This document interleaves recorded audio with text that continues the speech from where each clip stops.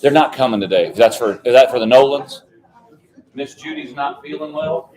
In fact, and because she's not feeling well, the younger Nolans are coming over.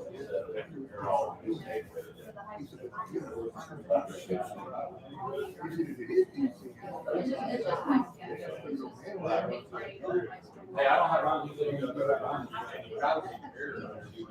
You guys if we could all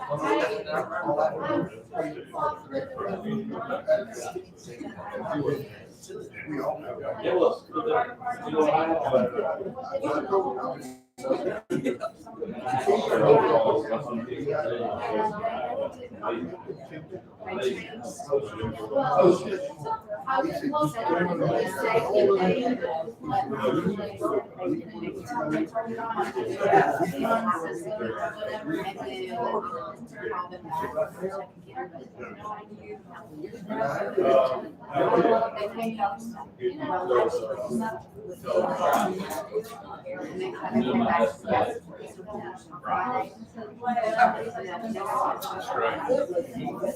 Yeah, I'll probably go there. Oh, got him on the arm. I mean,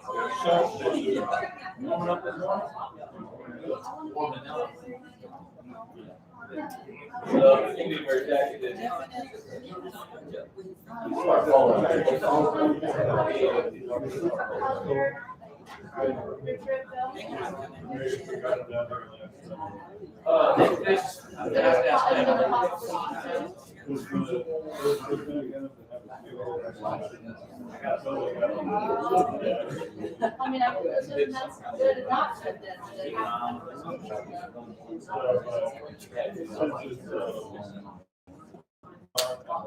I'll get Kevin.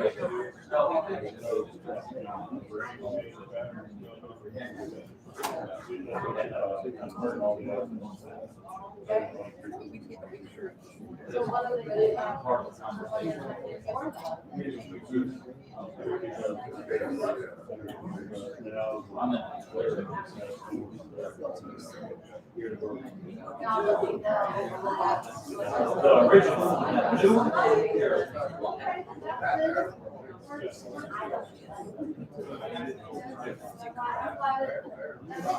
Dude, I saw it box today.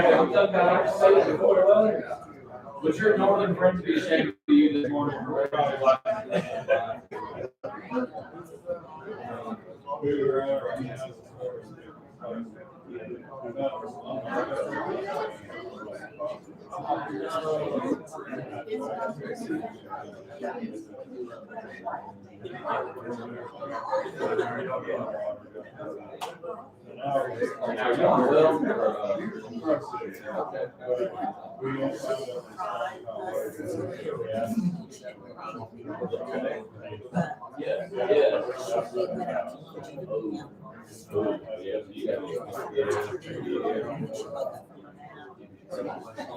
Everything right at your house?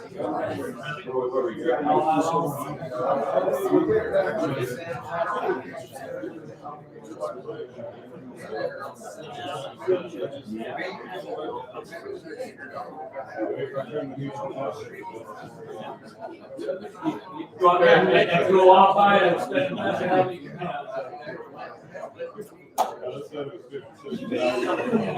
and he had me going for a little bit. Yeah. That's exactly right.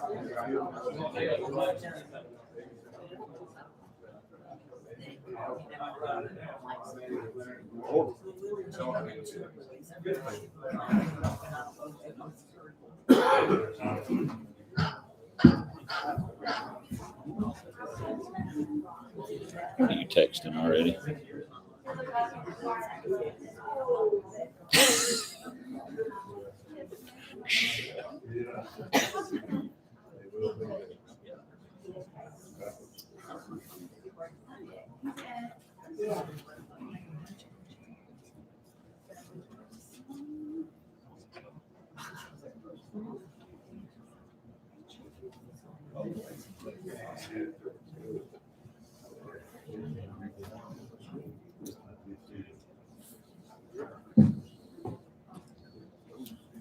All right. I think I'm up here because I'm needing to charge this before worship. So I don't normally teach class from up here. I just didn't want y'all to think I was putting on airs or something this morning, feeling, lofty and vaulted.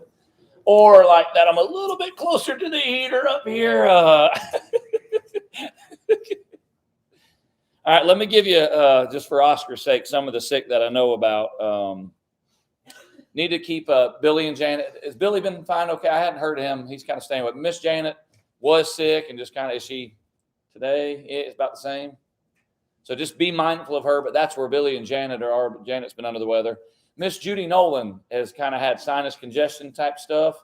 And Cynthia said her and Marty were around her a lot yesterday. And so and they're a little bit that way today. So just preemptively cautious. That's where people are. And like I said, I know this is probably different than, 5 years ago, you'd have come with a runny nose. And I don't think that's people being less spiritual or weak-minded, whatever. It's a matter of safety for others. And that's what people are doing. And it's kind of where we are. So I appreciate that. But just they wanted you to know where they were and why they weren't here able to be with us this morning. So keep them in your prayers. Kevin, just kind of publicly, a couple people asked me, and I have no idea what the terms you were using. Are we good? Are we, He didn't really find anything wrong with the heater. Okay.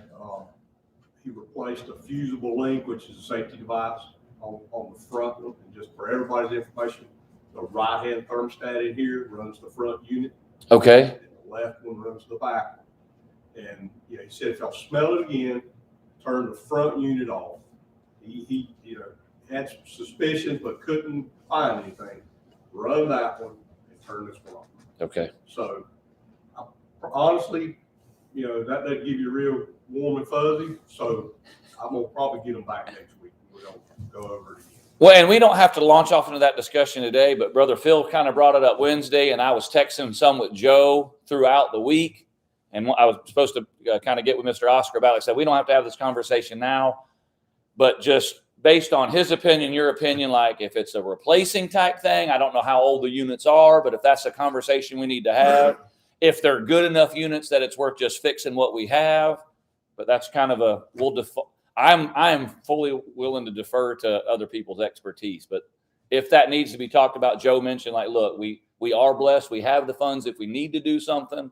So, I know Brother Phil kind of mentioned the same thing Wednesday night, somewhat in passing. So, based on what you find or what you hear, let us know. Oscar, you kind of same way?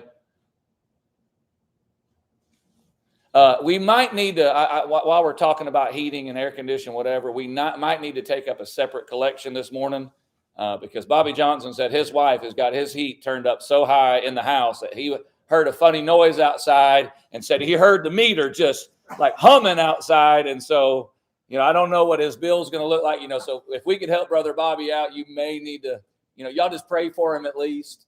I think he said they got their thermostat set about 97, I think is what he said. So we love throwing you under the bus, Miss Thompson. So y'all just be mindful of them. All right. I'm sure. All right, anything else before we get kicked off with Bible class this morning? Need to make mention of. All right. Mr. Phil, can I pick on you before we get started this morning?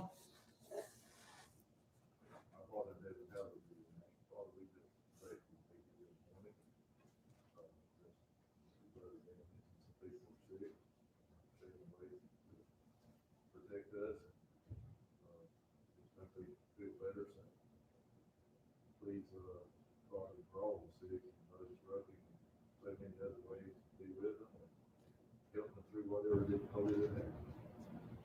Father, help us to always have faith in your teaching, follow you in every way, and please bless us together and help us to gain knowledge and wisdom of your word and to strive each day to become better Christians.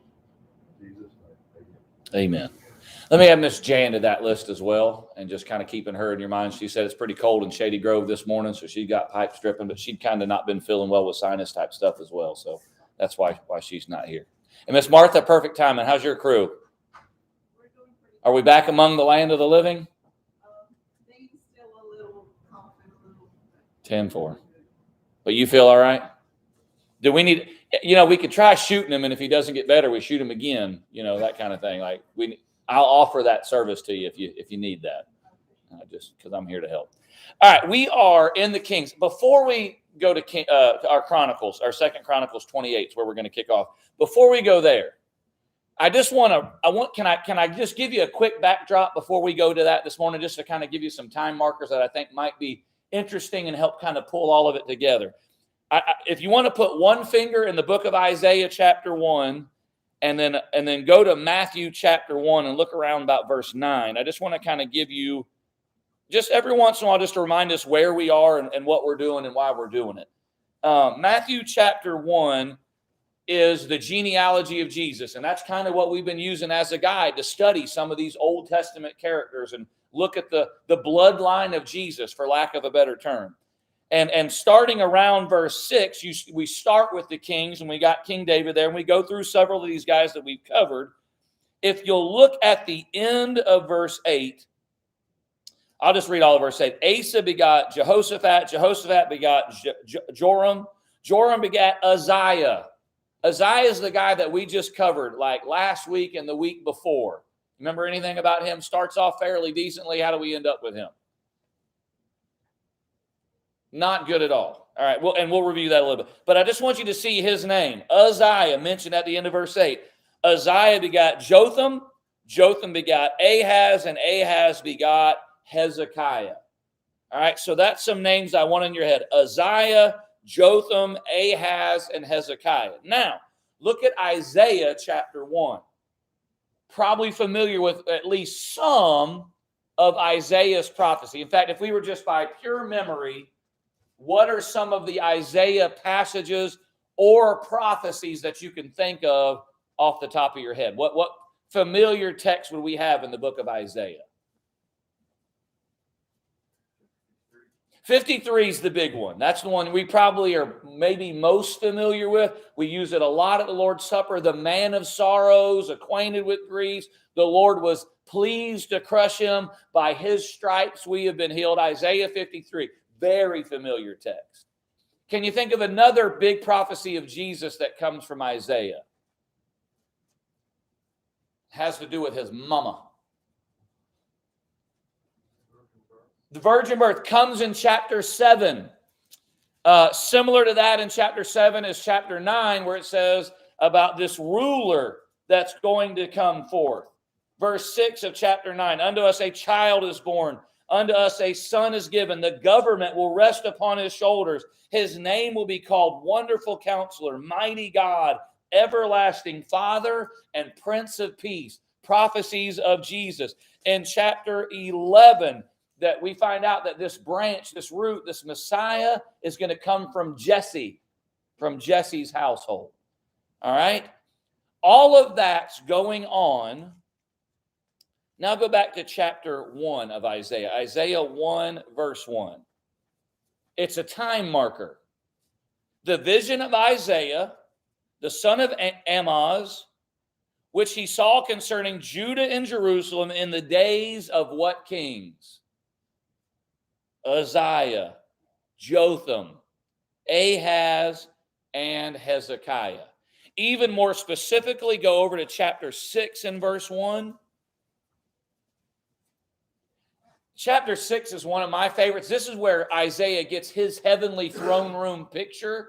The seraphim and the various things going on. Basically, it is a royal picture of the majesty of God on his throne. He gets that. In chapter 6, it says, in the year, what's the time marker?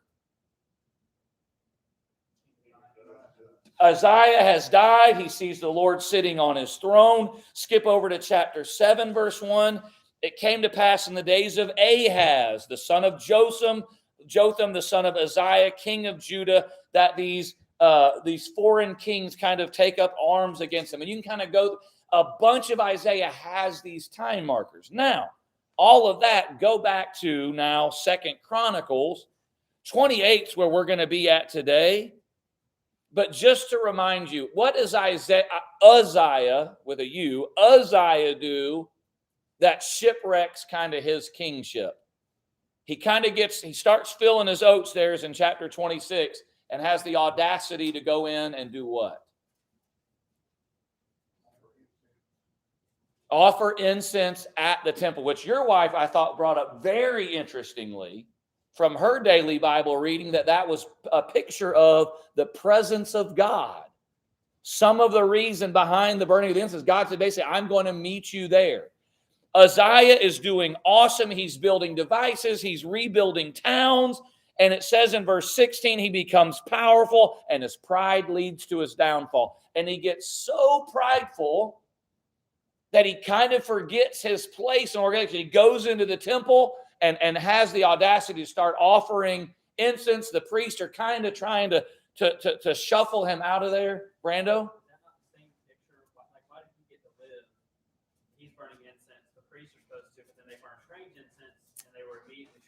Ooh. You're thinking about like Nadab and Abihu. They offer this strange fire before the Lord. Great question that I have absolutely no idea the answer to. Only that the sovereignty of God, maybe he lets him preserve as an example, because what's the big kind of miraculous thing that happens to, now, Nadab and Abihu, they get zapped. What happens to Uzziah, Wes?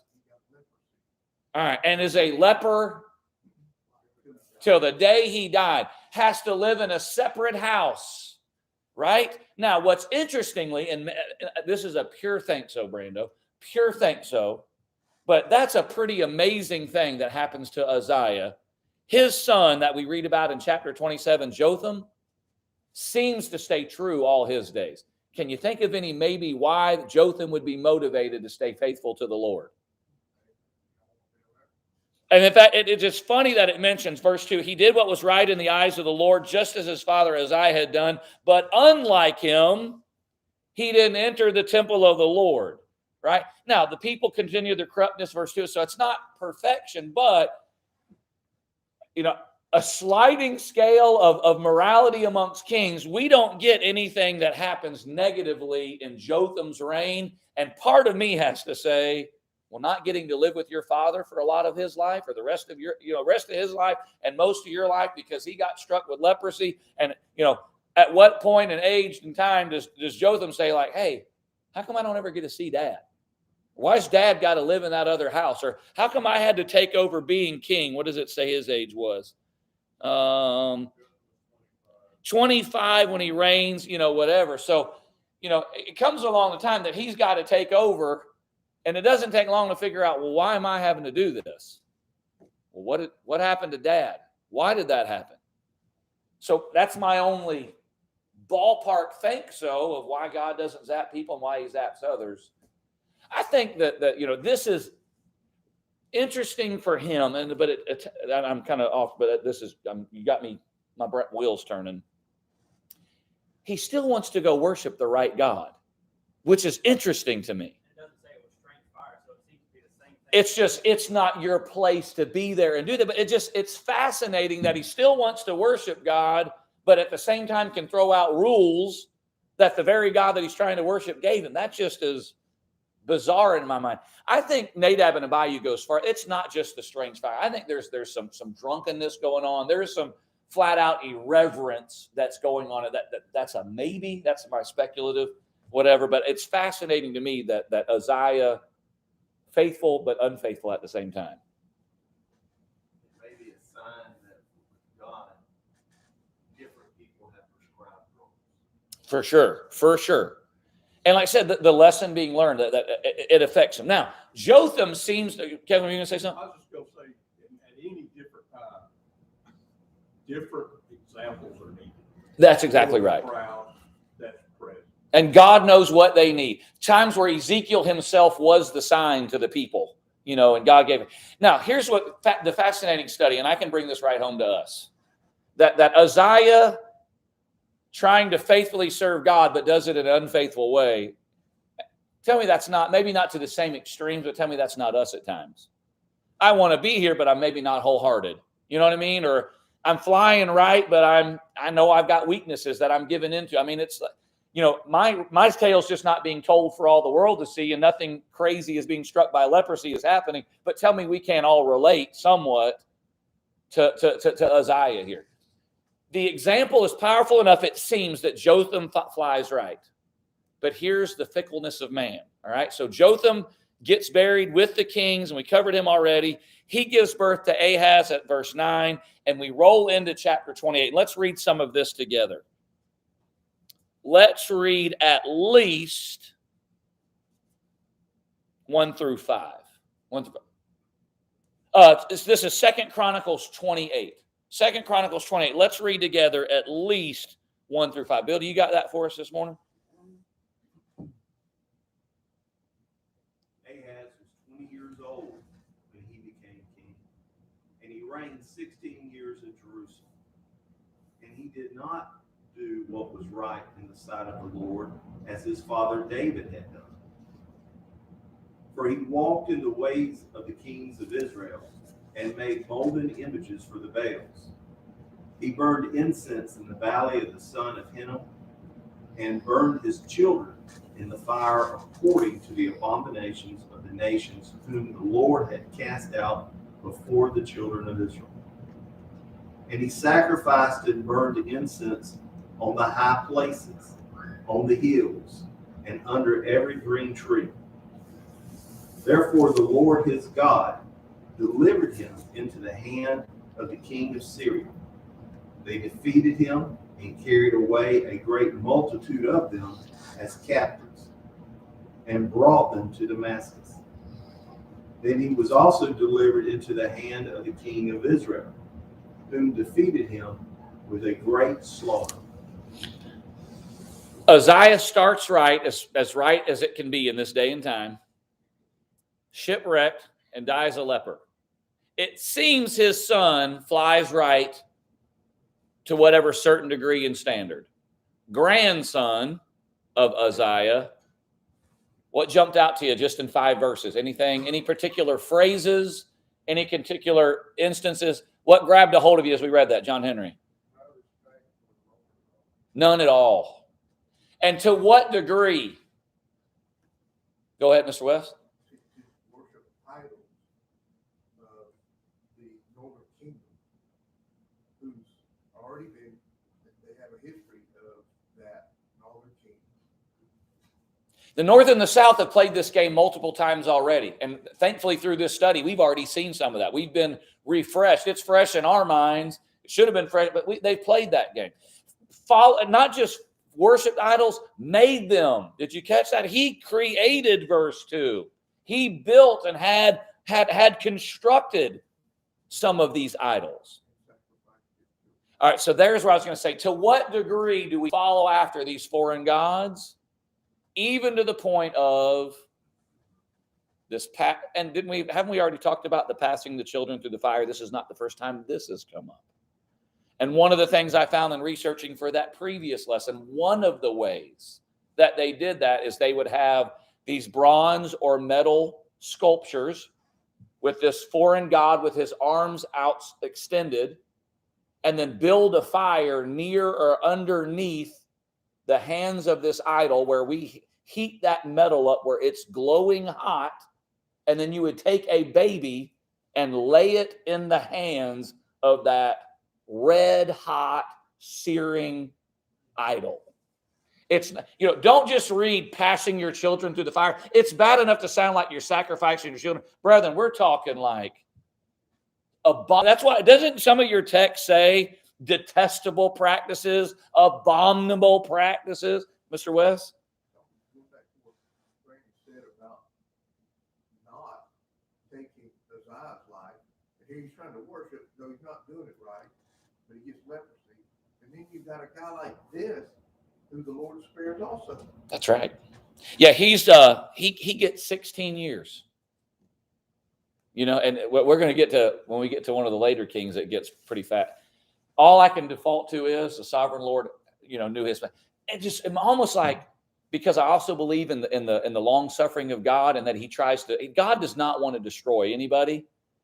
Maybe he lets that crazy thing happen to Uzziah, hoping that it makes enough of a dent that an Ahaz won't want to do something like this. At least Ahaz can't say, well, God, wasn't really sure you were real or not, or that you would actually care about this. Can he say that? Man, it's his grandpa that something like that happened to. So Anything else from just these first 5 verses grab a hold of you? You got abominable practices. You got that valley of Hinnom doing those things. That even says at the end of verse 3, detestable practice of the nations that what? How does verse 3 end? They were cast out before children of Israel. God has already blessed you to be victorious over these nations and driven them out, and hopefully they're God's. You've already won this battle, and now you are like the dog returning to its vomit is the picture. It's a battle the Lord had already won for you, and you want to go get muddy all over again. These stories are just testament to kind of tying into our Wednesday night lessons too, the testament of the power and the lure of the devil. Oh, amen. And go back just a little bit. We weren't here last Sunday and missed chapter 26. I think it is. Sure. Verse 16. I think we read it or alluded to it just a minute ago. But when he had become powerful, he also became proud, which led to his downfall. You know, that's an awful testimony of how powerful Satan is, how powerful the sin of pride is, how easy it is to fall into that trap. I mean, Ahaz had a godly father. It seems it's as good as they come. So Yeah. he had to make a choice. Why would he have made that choice to reject God? To me, the most logical reason is because it was pride for That's whatever reason. Well, He went his own way. because I'm always looking for ways to bring it home, but why do I? Why do I reject God? And it's again, mine's maybe not as fanciful or as, just kind of a savory story, but it's just as wrong when I let my pride keep me from following like I should. We shouldn't assume that just because Uzziah was a leper, that people didn't see him again. That's right. That's right. So Jotham was probably scared straight by the sight of his father. We can only speculate about Ahaz. Right. But it may be that he is angry with God because of what God did to his grandfather. It could be. And I want to dovetail. Why would you go to a God that's even worse? That's just true. But his dad obviously thought, hey, but it just shows you the free will of each generation. I mean, in a short amount of time, maybe this is a great, there's you guys know the stories of Ezekiel 18. Real life Ezekiel 18 stories. Ezekiel 18 is you can have the most righteous man. Is that any guarantee about his children? You can have the most wicked of men. Any guarantee that his children can't become faithful? That is the Ezekiel 18 lesson. You guys know living examples, and this is just a testimony to it. You do the best you can to influence the generation that's coming after you, but each generation has to pick that mantle up and say, it's my turn now to walk. And some do and some don't. And it gives me a little bit of hope to say the times where I'm really hard on myself and man, I wish I'd have done better. Because what parent hasn't said that, right? Am I wrong? I wish I'd have done this better. I wish I'd have done this different. Every one of us as a parent, as a human being has made a mistake. But some of the hope of Ezekiel 18 is it's still the grace of the Lord and they still have their own choice to make. How long did it take for God's created children to go awry? The first two. I see the grace and long suffering of God in this. Do you not? Similar to your question, why does he spare any of them? I mean, the get out of my way, repenting I've made man. These are supposed to be my remnant, and look how well the remnant's performing. I'm glad he does spare them because he spares us as well. That's and if maybe some of the motivation of sparing them is what are we studying? What's being spared and preserved? The bloodline. And you could say, well, God could do this way, that way. Well, if God has a plan and he makes a promise, he can't subvert from that plan. So we're preserving the bloodline. Something else I want to piggyback on, and we can't spend long because I do actually want to get to more of Ahaz. But to your point about the allure of Satan, the allure of these idols, we're going to talk about Elohim and other Elohims and other gods. Do you think that our God is aware that a block of wood is just a block of wood when it comes to an idol? Do you think, is our God smart enough to realize, I understand that's just a block of wood? But in Corinthians, he says through the inspired Paul, I understand a block of wood is a block of wood, but I don't want you to have anything to do with demons. It's not the block of wood, it's what's behind the block of wood. And you're flirting, you're messing around with, you're inviting the presence of and the influence of Satan, Shaitani, the demons. And God knows I know it's just an idol, but what's behind it? Well, back to your point of why go after these foreign gods? Also, not just when I asked about how far did they go with this idolatry, they went as far morally as sacrificing their own children. How far spread was it according to the end of verse 4? Where all was this taking place? And maybe it's hyperbole, maybe it's figurative, but what does he say at the end of verse 4? Under every green tree. It's everywhere. Like I said, I think that's probably,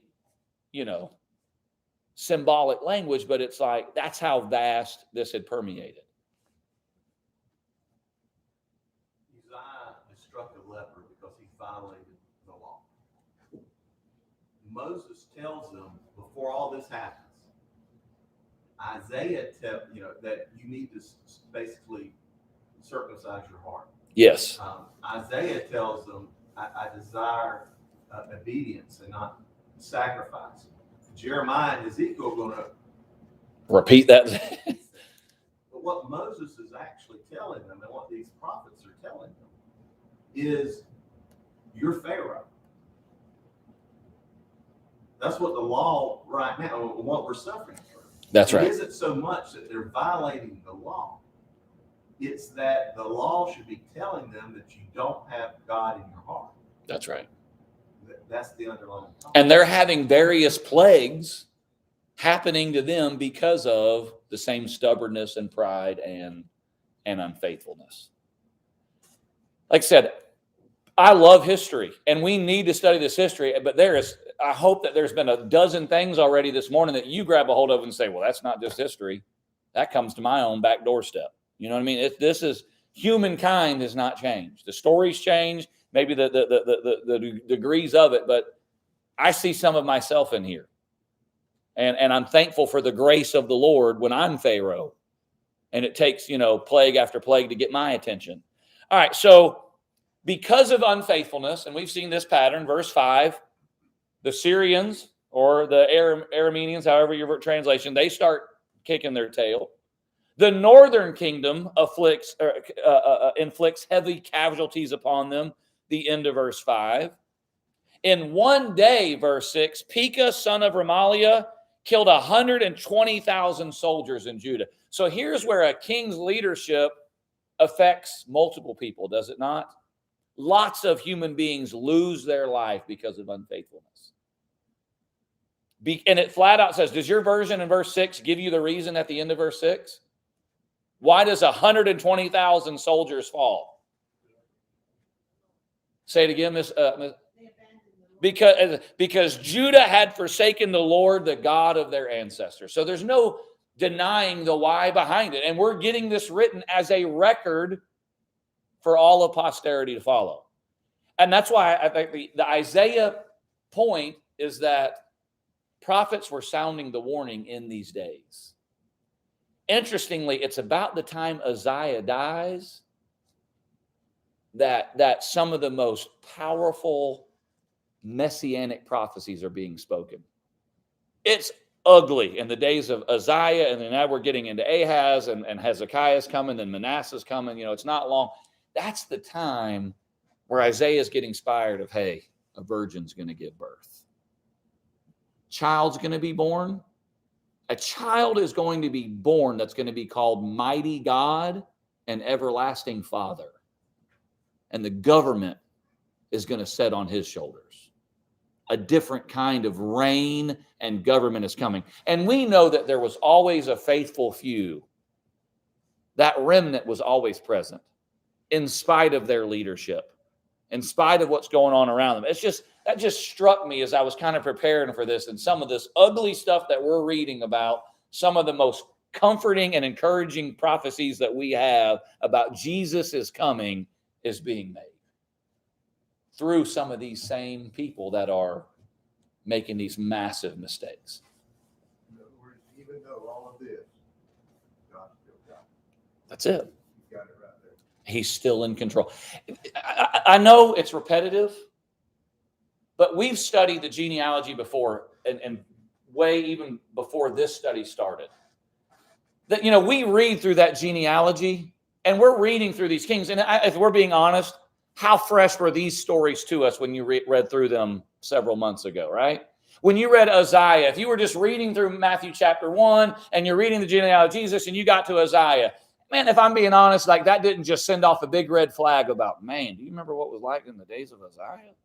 And when I read King Ahaz in that genealogy, am I thinking about, is it as fresh on my mind as what it is this morning? See, we've studied this before where that same genealogy mentions Bathsheba. It mentions Tamar, right? You remember that one? Like seducing, her pa-in-law and pretending to be a hooker and, and then bringing this stuff back later and Bathsheba. All of that stuff is we're launching the gospel of Jesus Christ in Matthew 1, and these are the stories that are included. And I know we've asked it and answered it before, but I just want to make it fresh. Why are these names included? What lessons am I supposed to learn that this is the bloodline and the family of Jesus Christ? What's at least some of the lessons I can learn? I think we realize that they sin, we sin, and we're not any better than them. Their sins just talked about in a way, and they may do other things that we see as more evil, but there's nothing that's unequal to God. And so even we are not worthy. So they're sinners, we're sinners. And like I said, you can go a couple places with they're sinners, we're sinners. One thing you said is we're not any better than them. Are we any different? And just as unworthy as they were. Bill, where were you going to go with that? God's got this conflict with the nations, and he still has it at this time with Jesus. If we go all the way to Matthew 1. Well, who does he call to start all this? He calls someone from the epicenter of where all the problems started. That's from right. Mesopotamia. That's right. He took one of theirs and made them one of his. That's right. And he's doing the same thing with Jesus.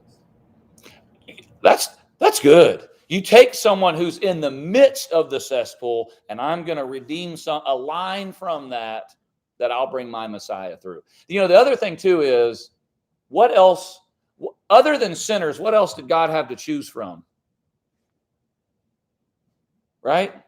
Does it give you any comfort? Then like another way, like kind of going like yes, you could go with we're just as unworthy, we're just as bad as they are. The other way you could go with that exact same line of thinking is if God could bring Jesus and redeem this line, what sin can I commit that God can't redeem me from? Right? If this is Jesus's family line, and we, like people that wrestle with, man, let's talk about my family's past. You know what I mean? My father did this, or my grandfather was guilty of this, or this is the ugly that I came from. This is the drugs. This is the infidelity. This is the, we've all got, and maybe even we sometimes are, what sin is there that God can't overcome and redeem? Do you see that being told in the genealogy? If he can be born in the midst of this and redeem that, what is there that our God can't redeem? Does that grab hold of you? Kevin, where are you going to go with that? A little different thing, but ordinary people, just like us, were involved in Christ getting to this earth that blessed all mankind. We're no different than those people. So what can we do for our brothers and sisters and our friends and families to get them? Dude, I wish I would have known that's what you were going to make, because I literally would have videoed that. Because that, like, seriously, the profound, but it's all over what we're going to talk about this morning. And I'm going to go ahead and capture it now, and you'll just get it twice. Do y'all get how profound what he just said is?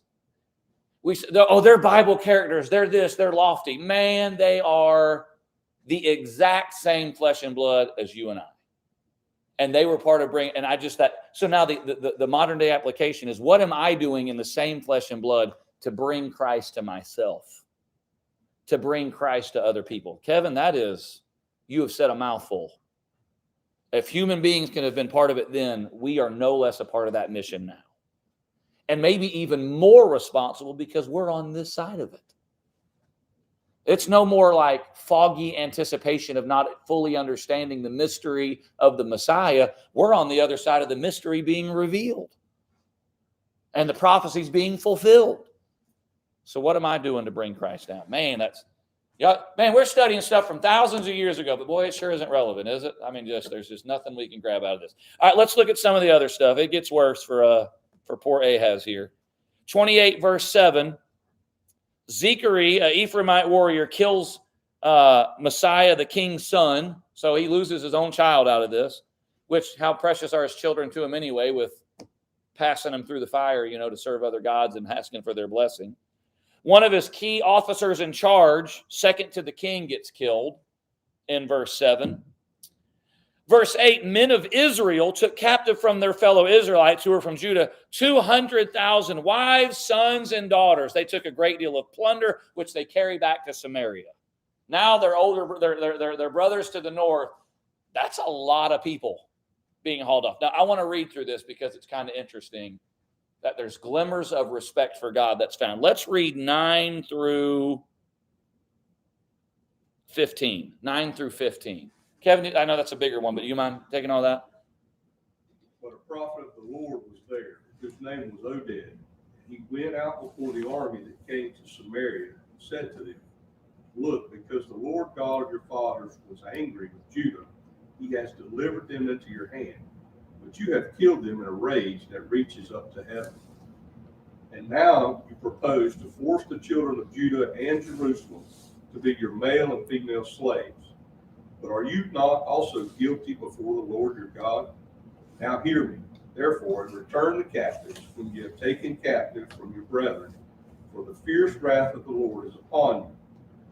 And some of the heads of the children of Ephraim, Azariah, the son of Johanan, Berechiah, the son of Meshillemoth, Jehizikiah, the son of Shalom, and Amasa, the son of Hadlai, stood up against those who came from the war, and said to them, you shall not bring the captives here, for we already have offended the Lord. You intend to add our sins and to our guilt, for our guilt is great, and there is fierce wrath against Israel. So the armed men left the captives and the spoil before the leaders and all the assembly. Then the men who were designated by name rose up and took the captives. And from the spoil they clothed all who were naked among them, dressed them and gave them sandals, gave them food and drink, and anointed them. And they let all the feeble ones ride on donkeys. So they brought them to their brethren at Jericho, the city of palm trees. Then they returned to Samaria. Isn't that kind of a neat glimpse in the midst of this? Now, this is the north. How many good kings come from the north? None. They've come because God has delivered them into the hand because of Ahaz's unfaithfulness and the people's unfaithfulness. It's not just Ahaz. If it's under every green tree, it's supply and demand. The law. If there's enough reason to have that many opportunities, they're all guilty. You know what I mean? Like there's guilt to go around. So they get 200,000 carried off, and Oded shows up. And what's some of the things that jumped out to you about what he said? Why should we not do this?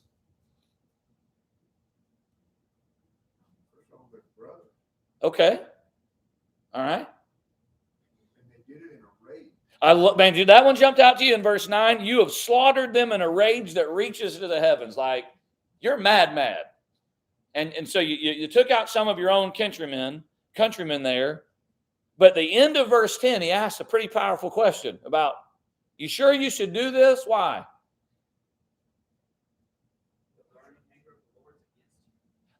And maybe it's my translation. NIV says, but aren't you also guilty of sins against the Lord your God?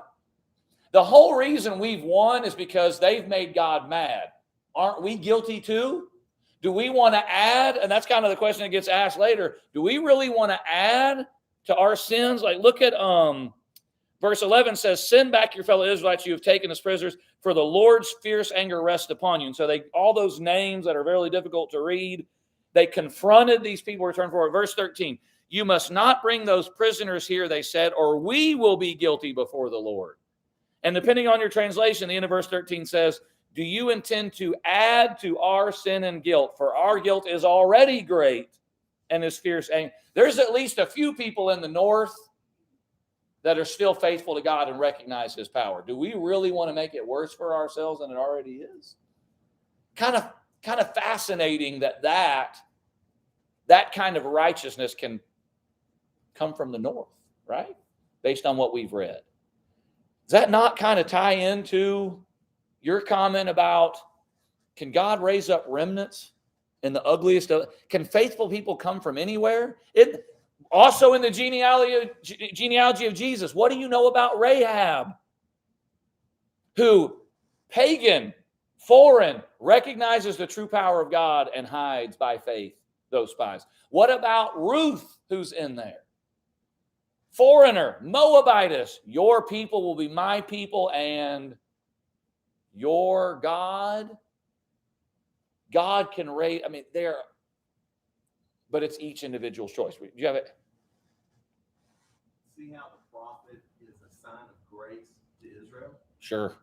I mean, because Assyria's going to come, Babylon's going to come, Rome's going to come. God's going to use them to punish also. That's right. And he used Israel here. But he gave them grace to not make their own situation worse. Israel is going to get wiped out and carried off by the Assyrians. Interestingly, Nineveh is the capital city of Assyria. What do we learn from the story of Jonah about the capital city of the nation that's going to wipe out Israel, and God's going to use them? But what do you learn from the story of Jonah? Yet 40 days and Nineveh will be destroyed. And because they repented, even them, they could be spared. Similar to Wednesday night being in awe of God, in a totally different path of getting there. Are you not totally in awe of God by reading this and his navigating this story, his sovereignty over this story, and his ability to show grace? And just, Wes, where were you going to go? It also points to modern day, how easy it is to throw rocks. Sure. You be chucked at me. That's right. I love that Israel gets that. Like, look, before we start and just rejoice in this victory, and we're like, are you really going to make male and female slaves out of your brothers? You're just going to make God. And so what they do, and it's kind of interesting in 14 and 15, shows something about hospitality. They don't just send them home, do they? What do they do for them in 14 and 15? Which tells you if they have to do that, what condition did they bring them in? It wasn't good. And so they take some of the plunder and they give them shoes, they give them clothes, they give them food, they give them something to drink. And I love NIV at the end of that sentence of verse 15 says, I think one translation said, anointed them. My version says, and gave them healing balm. They mended their wounds. They gave them medical treatment. They food them, really. They feed them, they clothe them, they give them medical treatment. And then for the ones that are too weak, what do they do for them? They give them something to ride. So they give them transportation or whatever. And they send them back to where they go from. And you can find grace even in the north. Mr. Phil? He is.